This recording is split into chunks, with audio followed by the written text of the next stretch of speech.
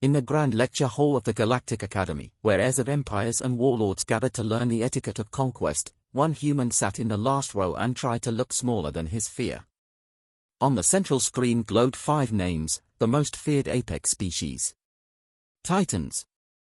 Predators that ruled trade lanes. Not one of them human. Laughter rolled when the instructor asked if anyone disagreed. The noise died only when the human raised his hand and said, "Very even." Blue light from the dying star washed the crystalline ceiling. Elias Vaya watched it paint the armor ridges of the Carthuan lecturer, Arkansaurith Kale, tall, plated, motionless, his voice edged by a cold harmonic. "Order," Kale said. "Today we study dominance. Survival is currency, you will learn its algebra."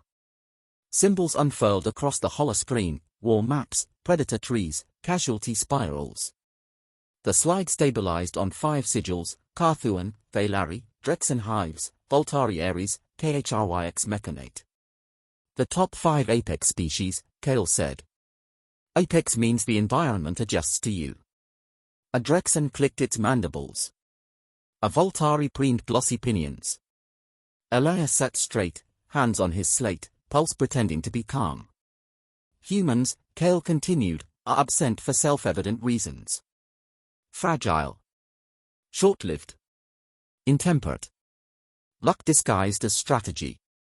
Amusement moved through the room, a Voltari huff, the chitinous snare of Drexen mirth, the faint ping of Valari telepathy.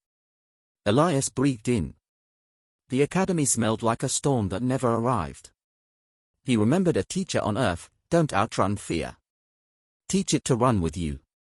"Case study," Kale said. "Kestrel Gate. Carthuan Principle." A Voltari hand rose. "Overwhelm the decision cycle. Dominate time." "Correct." "Drexen." Attrition shaped his appetite, the Drexen rasped. "KHRYX." "Automate territory," the KHRYX buzzed. "Make everywhere a machine that favors you." "This is Apex," Kale said. "Not myth. Metrics." In Kale's curved shoulder plate Elias glimpsed his own face, eyes steadier than he felt. He'd promised to last one term without making noise. A Valari scholar sent a whisper of thought, polite as a paper note. "Do not take it personally, human. The numbers are old." Elias watched the 5 sigils hover. "Any objections? Good. We proceed." Elias raised his hand. "Silence." Kale faced him, mildly entertained. "Cadet." "Vaya?" "Yes, Arkan." "You object to the data." "I object to the conclusion." A soft storm of sound. "Bold," the Valari sent. Kale's plates flexed in something like a smile. "Proceed." Elias stood because he could not trust his voice while sitting. "You defined Apex as the environment adjusting to the species. That's incomplete." A Voltari snorted. "Incomplete," says the mammal. "Apex," Elias said, "is the species that adjusts to every environment without permission." Silence, then a few dry laughs. "Human rhetoric travels faster than human ships," Kale said. "Illustrate." Elias tapped his slate, the lectern caught the request. A small human logo appeared beside the 5 sigils. "Earth, hurricanes, droughts, winters that never ended, plagued years. We adjusted. No claws, no armor. We learned to trap, map, anticipate, cooperate. We turned lack into a tool." "And when you met stronger species?" a Drexen asked, curious. "We learned them, too," Elias said. "We lost early. We stopped losing." "You claim Apex by adaptability," Kale said. "By refusal," Elias answered.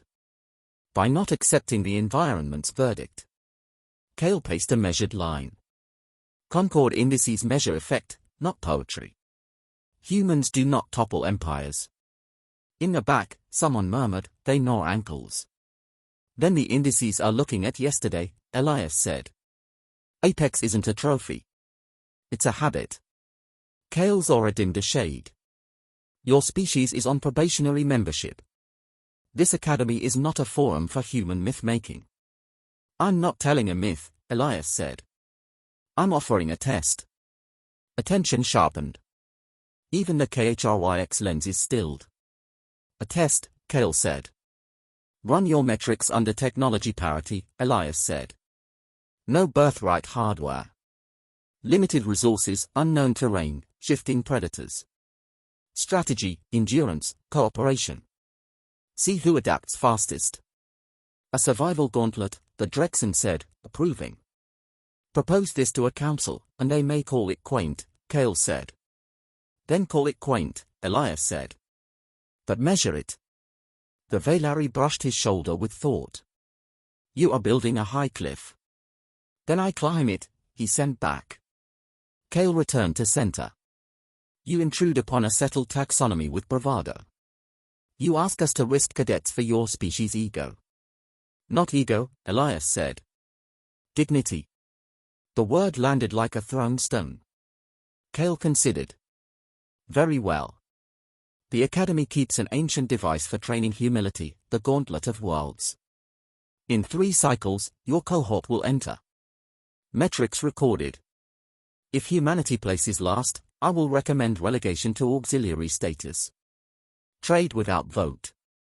Travel with escort. If you win, he let the future sit unspoken. Do you accept terms you cannot alter? Yes, Elias said. Then let the environment adjust to you, human. The lecture resumed, but the room had changed. Side glances turned from derision to calculation. The Valari's thought warmed. You are either fool or vector. Both, Elias murmured. When the bell chimed dismissal, cadets rose in a rustle of feather, chitin, synth fiber. The Drexen paused beside him. Mammal. Your offer feeds my hunger. See you in the gauntlet, Elias said. He walked out beneath the blue-washed ceiling. The star outside was dying, slow and beautiful. He had 3 cycles to turn a claim into a fact. He didn't know if that made him brave or merely human, and he suspected the distinction was why he was here at all. In the corridor, his reflection tracked him in the window glass, standard uniform, regulation boots, a face no one in that hall expected to matter. He flexed his fingers until the tremor faded. 3 cycles. He would need maps, allies, and sleep he could not afford. He would need to remember the teacher who told him fear was a tool, not a jailer. Somewhere in the station, the training decks whispered and the gauntlet idled like a patient animal. Elias set his jaw and headed for the library. The academy shifted after Elias spoke. Whispers trailed him down corridors, not hushed enough to ignore. Some were amused, others edged with interest. No one had expected a human to wager dignity against doctrine, least of all Ark and Kale. The following morning, the cadets assembled in the central forum, a vast chamber ringed with banners of every major species. Kale stood on the raised dais, his armor catching the light like a blade drawn slow. Cadets, his voice carried, unhurried but heavy, the Gauntlet of Worlds is reactivated. In 3 cycles, you will enter as a cohort. Survival, strategy, adaptability, measured without aid from home fleets or ancestral machines. Your species will be ranked accordingly. Gasps, clicks, and hisses rippled through the crowd. The Voltari extended wings in agitation. The Drexen's mandibles flexed with anticipation. The Valari remained still, thoughts brushing one another in silent exchange. Kale's gaze swept the tears until it settled on Elias. Cadet Vaya has demanded proof of human worth. This demand has bound you all.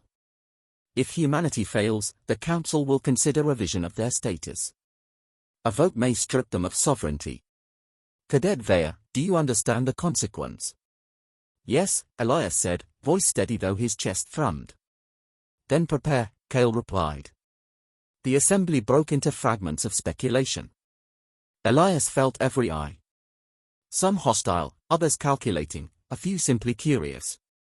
He walked out under the weight of their judgment, back straight, refusing to bow. In the mess hall later, trays clattered and languages overlapped in a storm of noise. Elias sat alone until a Drexen drone approached, movement sharp as carved stone. Mammal, the insectoid rasped, compound eyes unblinking. You spoke of refusal. Drexen respect that. Weak flesh, perhaps. But cunning. You will die fast or surprise us. Either is nourishment. I'll aim for the second, Elias said. The Drexen gave a rattle that might have been amusement. It moved on, leaving cadets at surrounding tables staring. A moment later, the Veilari scholar drifted closer. Her presence was calm water, her skin shimmering faintly in blues and silvers. She did not sit but stood across the table, thoughts pressed into words. Why do you court annihilation, human? Elias answered aloud. Because silence would have been worse. You understand the odds are narrow? I've lived my whole life inside narrow odds. Her eyes softened, alien and almost kind. Then you may need assistance. Knowledge of patterns, of histories not written in your libraries. Would you accept guidance? Yes, Elias said without hesitation. She inclined her head. Then you may call me Seralith. I will share what I know. But I am no shield, only a mirror. That's enough, Elias replied. As she moved away, a group of Voltari cadets blocked his path. Their feathers shimmered bronze and crimson, beaks curved in perpetual disdain. You insult tradition, one said, voice sharp. Top 5 is canon. You demand revision like a hatchling squawking for sun. I demanded nothing, Elias said. I offered a test. If your species is as certain as it claims, why fear it? The Voltari hissed through beak and throat. Arrogance. Or conviction, Elias countered. They withdrew with a flare of wings, muttering in their tongue. Elias returned to his quarters with more attention than he wanted. That night, Kale summoned him. The Archon's chamber was carved from black crystal, lit by thin lines of blue fire. Kale stood with hands clasped behind his back, gaze fixed on a star map. You force my hand, human, Kale said without turning. Why? Because every cadet deserves the truth, Elias said. The truth, Kale repeated, finally facing him. Truth is measured in centuries, not in a mammal's brief spark. Your kind has no legacy of empire. Not yet, Elias said. Kale's plates shifted in faint irritation. You mistake stubbornness for strength. Your body is brittle. Your history short. You are noise at the edge of greater songs. And yet, Elias said, you keep answering me. The silence that followed was long and edged. Kale stepped closer, towering. In the gauntlet, environments will devour you. Worlds tailored to crush weakness. My advice, withdraw. The council will not punish a cadet for silence. If I walk away, I prove you right, Elias said. And I won't. Kale studied him, gaze unreadable. At last, he gave a low rumble. Then die teaching your people pride. Elias left the chamber with his heart hammering but his resolve carved sharper than before. The next day training began. The gauntlet was not yet open, but simulations ran in the Academy's tactical halls. The war table projected stars, fleets, and shifting territories. Cadets took turns commanding, testing strategies against each other. Elias sat in observation until Kale called his name. Human. Show us your genius. He stepped forward, palms damp but movements controlled. The simulation placed him against a KHRYX, its mechanical voice calm. Parameters accepted. Prepare defeat. The fleets clashed across the projection. The KHRYX advanced in precise, optimized formations, algorithms flawless. Elias studied the rhythm and then did what humans always had, broke pattern. He scattered ships where no doctrine recommended, sacrificing units to lure the KHRYX into overextension. The alien cadets scoffed at the disorder, until the trap snapped. Elias collapsed the field around the KHRYX core, cutting supply nodes. The machine's algorithm stuttered, forced to improvise. It failed. The hall fell quiet. Kale's voice cut the silence. A single trial. Chaos as tactic. Not innovation. Chaos is a resource, Elias replied. One you can't program. Some cadets looked thoughtful. Others resentful. The Drexen clicked in what sounded like approval. Seralith met his eyes and sent a flicker of thought. You make them see possibilities, even if they hate it. As the cycles counted down, Elias trained harder than he ever had. He studied survival records, memorized terrain hazards, sparred with species stronger and faster. Every failure taught him something to carry into the gauntlet. Word spread. Some cadets now watched him with respect, others with sharper malice. He ate quickly, walked alone, and dreamed of storms he could not escape. On the eve of the trials, Kale addressed the cohort again. The gauntlet opens at dawn. Inside, no titles, no tutors, no protections. Survive, and be measured. Fail, and be forgotten. Apex is not argued. It is earned. Elias felt every eye on him again. His name was already bound to the trial's outcome.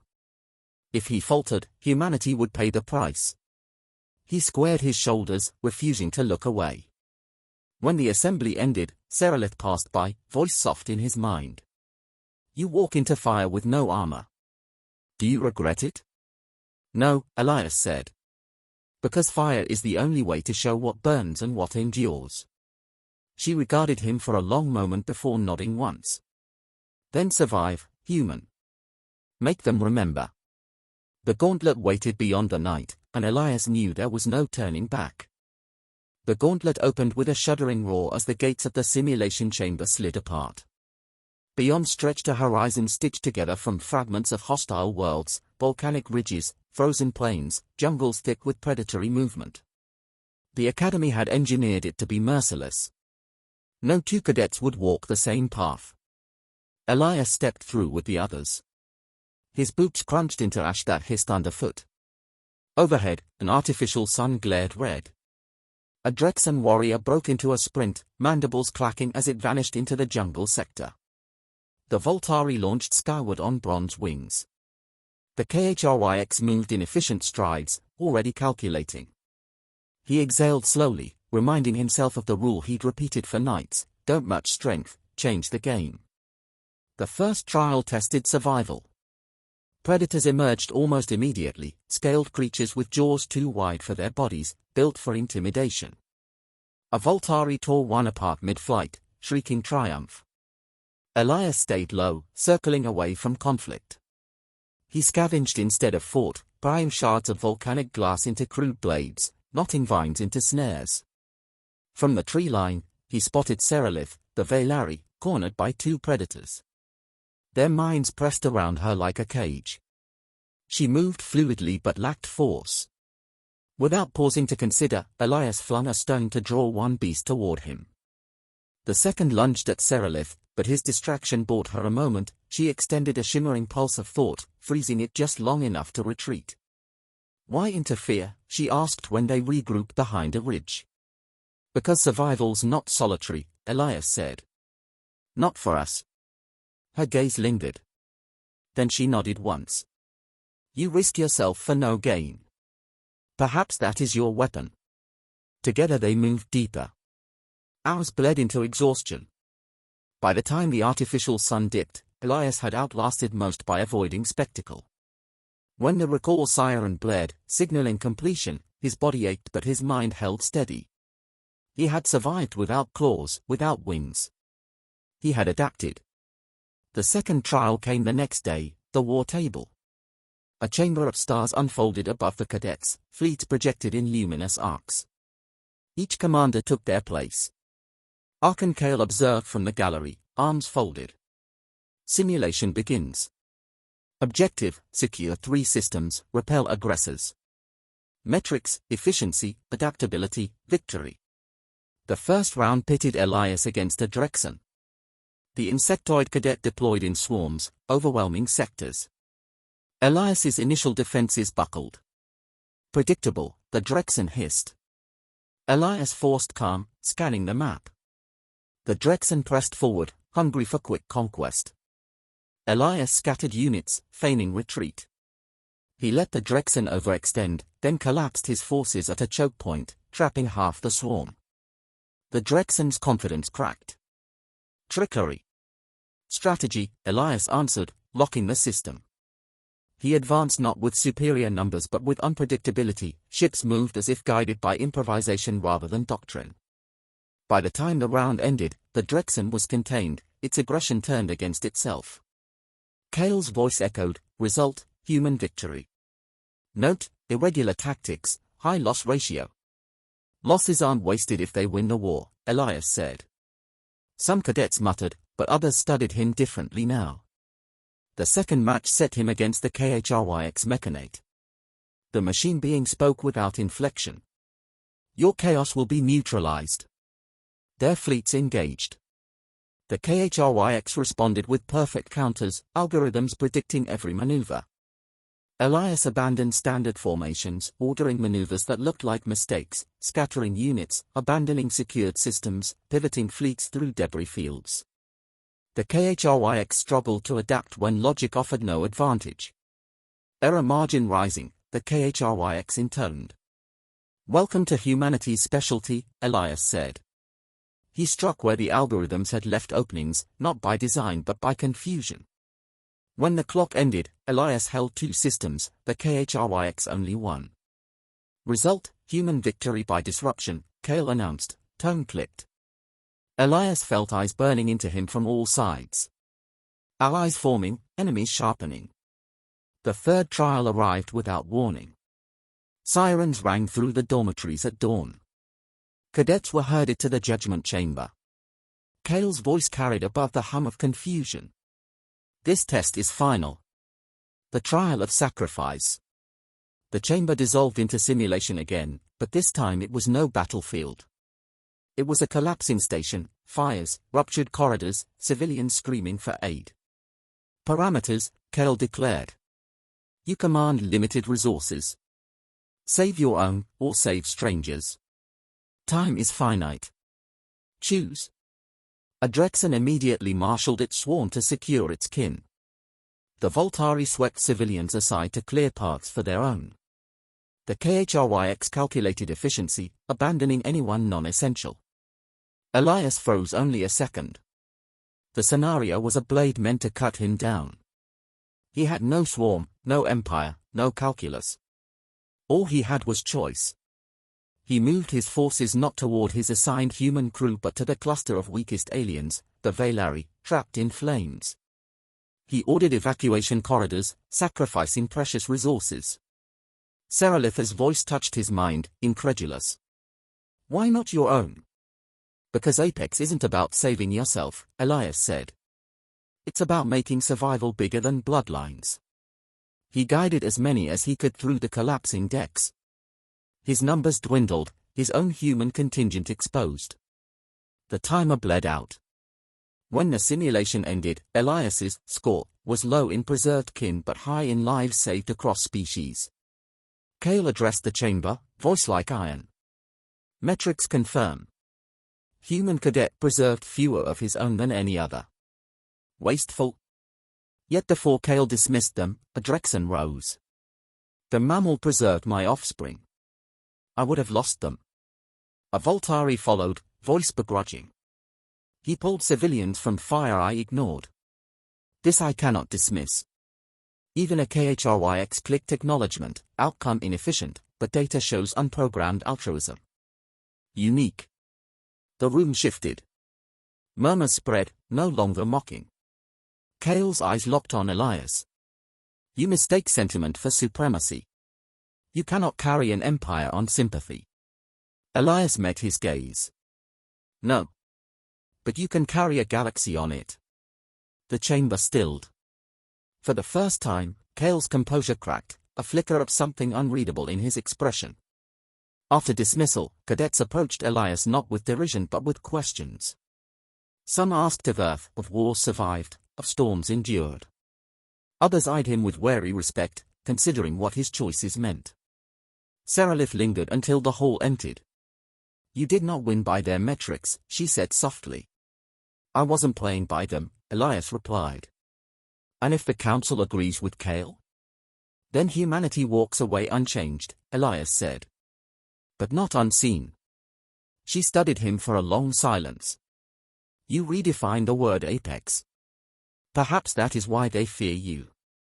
Elias let out a breath. His body trembled with exhaustion, but his mind held fire. The trials had been brutal, but he had survived them all, not with force, not with perfection, but with the stubborn refusal to accept limits. The final judgment loomed. The council would decide what it meant to be an apex species. And Elias knew the debate was no longer academic. It was a reckoning. The council chamber rose like a cathedral carved into the heart of the station. Marble veined with starlight lined the walls, and at the center floated a circular platform where the cadets stood, witnesses, contestants, judged. Around them in tiered balconies loomed the councillors, each a monument of their species, Voltari with wings folded like banners, Drexen warlords gleaming with obsidian chitin, Valari shimmering in calm translucence, KHRYX automata radiating quiet hums of thought. At the highest tier stood Archon Kale, armored plates casting long shadows. The chamber hushed as the presiding voice rang out, "The gauntlet trials have concluded. Metrics have been reviewed. Arguments will now determine whether humanity is to be acknowledged as apex, or relegated." All eyes turned to Elias. He stood alone, hands clenched behind his back. His uniform felt like paper against the weight of judgment. He breathed once, twice, steadying. Kale spoke first. "Councillors, the data is clear. The human cadet failed to preserve his own kind. He squandered resources. His victories in simulations were irregular, relying on disorder rather than disciplined doctrine. He survived, yes, but survival does not equal supremacy." The Drexen councillor clicked mandibles in approval. "Chaos is not strength. Apex must endure with certainty." Kale's gaze cut across the chamber. "Therefore I recommend humanity be classified as auxiliary. They may trade, but never govern. They may serve, but never shape." A ripple of murmurs traveled the chamber. Then the presiding voice, "Cadet Elias Vea, you may respond." Elias stepped forward. His throat was dry, but the words carried. "Archon Kale speaks of metrics. I speak of meaning." He paused, letting the silence settle. "Your lists of apex species measure who dominates the environment, who bends it to their will. But you never asked who survives when domination fails. When the storms come, when empires burn, when the ground itself turns against you, who adapts? Who endures?" The Voltari councillor tilted her head. "And you claim humanity does?" "Yes," Elias said. "We're fragile, short-lived, outmatched in nearly every category. Yet here I stand. My people reached stars we had no right to reach. We fought wars we had no business surviving.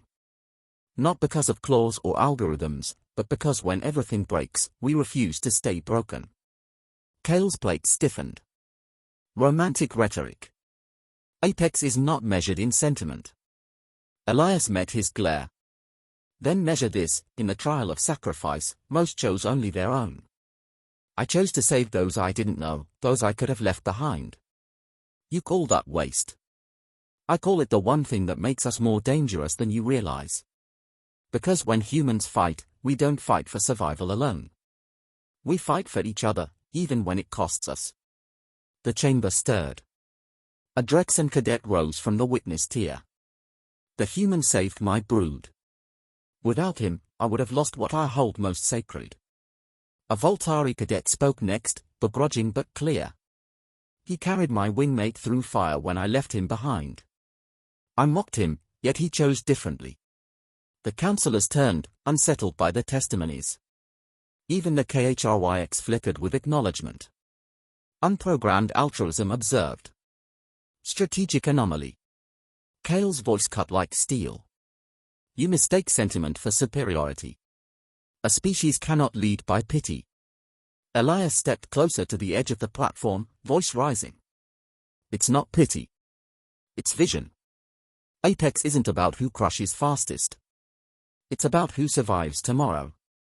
And tomorrow doesn't belong to the strongest, it belongs to the ones who can change, who can endure, who can build alliances where others see weakness. That's humanity's apex.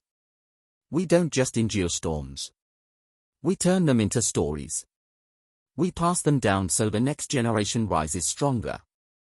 A long silence followed. The council weighed his words. Finally, Seralith, the Valari cadet, lifted her voice, thought shimmering across the chamber.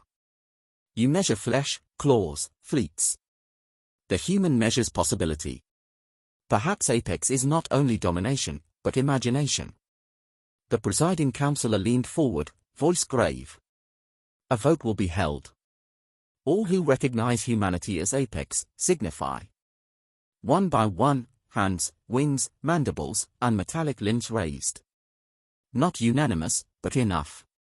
The decree carried. The presiding voice declared, by decision of the council, humanity is acknowledged as Apex. Not by tradition, not by metrics, but by will. The chamber erupted in noise, some outraged, others intrigued. Elias stood still, his chest tight with a mixture of triumph and disbelief. He had spoken not just for himself, but for all of Earth. Kale descended from his tier, looming over him. The Archon's face was unreadable. For a long moment, Elias expected fury. Instead, Kale inclined his head, fractionally. You have forced a crack in doctrine. Crack spread. I'll take that as respect, Elias said. Kale's lips curved in something colder than a smile. Take it as warning. Recognition does not end your trials. It begins them. Then he turned, cloak sweeping behind him, leaving the cadets murmuring in awe. Later, in the quiet of the Academy's observatory, Elias leaned against the glass, watching the dying star flicker against black. Footsteps approached. Seralith stood beside him, eyes luminous. You changed the record, she said. I only told the truth, Elias answered. Truth is not always enough. But today, it was. He let out a low laugh. Feels strange. I'm just one cadet. Yet now they'll write this in history. Perhaps that is humanity's greatest weapon, she replied. To make legends out of moments. To turn survival into meaning. Elias looked out at the stars. Somewhere out there, Earth turned quietly, unaware that its name had been spoken in a hall of titans and judged worthy. For the first time, the weight he carried felt less like burden, more like promise. Humanity had been seen, not as prey, not as curiosity, but as equal. And he knew this was only the beginning. Moral ending. Supremacy was never in claws, armor, or perfect design. It was in the refusal to yield, in the instinct to rise after every fall, and in the courage to stand alone until others chose to stand beside you. Humanity's weakness had been mistaken for fragility, but in truth it was the wellspring of resilience. That resilience made them more than survivors. It made them the only true Apex.